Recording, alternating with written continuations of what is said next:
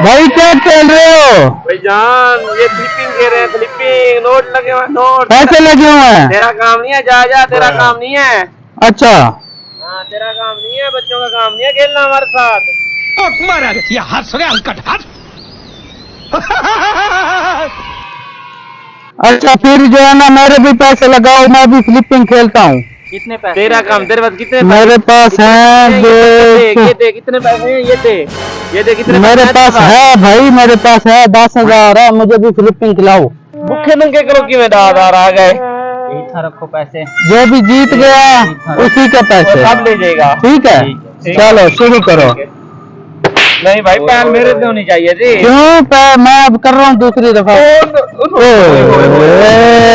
Shit, Hamza अब तुम्हारी बारी।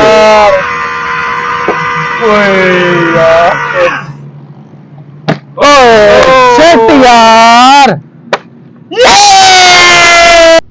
No, God, please, no. मानी भैया मेरी सब्जी के पैसे मैं डालेगा, दूध गिरने में, घर खर्चा देने, तो मेरे काम के पैसे मैं को दे दे।